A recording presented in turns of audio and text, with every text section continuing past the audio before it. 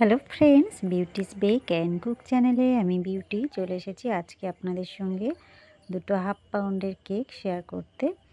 এখানে আমি একটা ছবি কাগজে আর কি এঁকে নিয়েছিলাম, নিয়ে সেটা চকলেট গানাশ দিয়ে ড্র করে নিয়ে তারপরে কেকের উপরে দিয়ে ছাপটা তুলে নিয়েছি।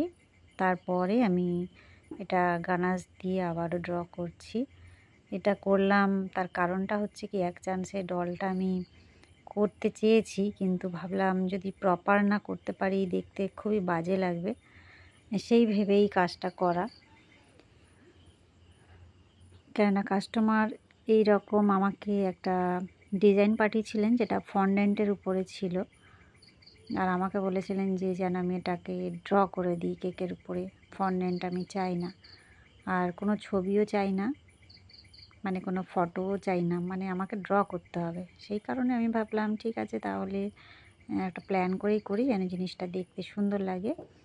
সেই ট্রিক্সটা আপনাদের সঙ্গে আমি শেয়ার করলাম। এখানে ভিডিও কিছুটা স্কিপ হয়ে গিয়েছিল, আমি যখন কাগজে এঁকে সেটা বসিয়েছি তারপরে তোলার পরে কিছুটা ভিডিও আর কি এখান থেকে স্কিপ হয়ে গিয়েছে। যাই হোক, বাকিটা আশা করি আপনারা বুঝতে পেরেছেন আমি কি করছি। এই যে ডলের ড্রেসটা আমি রেড কালার করে দিয়েছি, আর ডলের জুতো আর চুলটা আমি চকলেট গানাশ দিয়ে কালো করেছি। আর এই যে স্কিন কালারটা বানিয়েছি এটা পিঙ্ক কালার আর সামান্য একটুখানি অরেঞ্জ কালার জেলের সঙ্গে মিক্সড করে আমি স্কিন কালারটা বানিয়েছি। ব্যাস এই যে করে নিলাম। এবারে চোখটা মুখটা আস্তে আস্তে গানাশ দিয়ে আবারও ড্র করে নিলাম। এবারে হাতে কয়েকটা বেলুন বানাচ্ছি, এইভাবেই ছিল আর কি ছবিতে, গানাশ দিয়ে কাজটা করছি আমি। কেকটা ছোটোর মধ্যে খুব সুন্দর দেখতে হয়েছিল।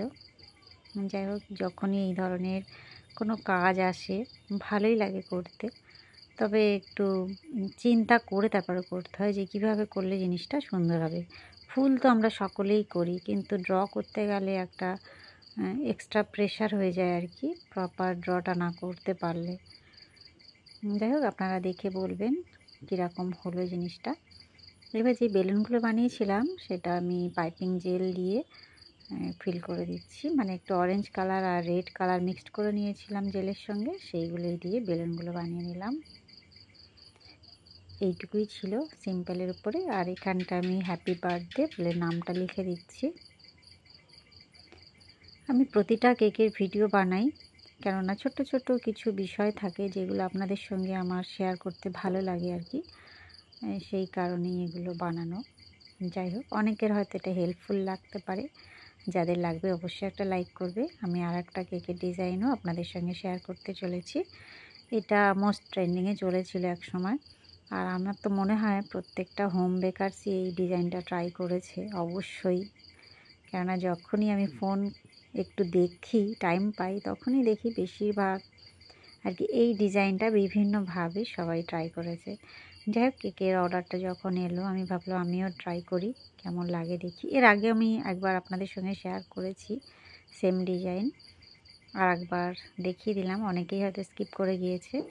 এইটা আমি নূর R11 নজেল নিয়েছি, আমি পুরোটাই একটাই কালার দেব, পিঙ্ক কালার। এসব ছোট ছোট কেকে বেশি সুন্দর লাগে আর কি দেখতে। এটাও একটা হাফ পাউন্ডের কেক। প্রথমেই আমি আইসিংটা করে নিয়েছিলাম, নিয়ে তার উপরে ডিজাইনটা করছি। যেহেতু সাইডে আমি ডিজাইনটা দেব না, শুধু উপরটায় দেব, সেই জন্য ফাইনাল আইসিংটা করেই রেখেছিলাম। একটু উপরে ক্রিমের পরিমাণটা কম রেখেছিলাম। এই যে লাস্টের দিকে যে এটা করছি আমি, এটা আমি সামান্য একটুখানি ক্রিম মিক্সড করে নিয়েছিলাম, নিয়ে একটু লাইট কালার করে নিয়েছিলাম। এই যে এটা কমপ্লিট করে ফেলেছি। নিচে সেম নজেল দিয়ে একটা বর্ডার করে নিচ্ছি, আগে পিছে করে। এইসব কেকগুলো ছোটোর মধ্যে গিফট করার জন্য খুবই সুন্দর একটা ডিজাইন। আর এইখানটা আমি হ্যাপি বার্থডে বলে নামটা লিখে নিচ্ছি বোর্ডে, কেননা কেকের উপরে লেখার কোনো চান্সই নেই, পুরোটাই আমি ফুল করে ভরিয়ে দিয়েছি। এটা আমি ক্রিম দিয়ে লিখলাম, ব্যাস। আর একটু 0 সাইজের সুগার বল আমি উপরে ছড়িয়ে দিলাম।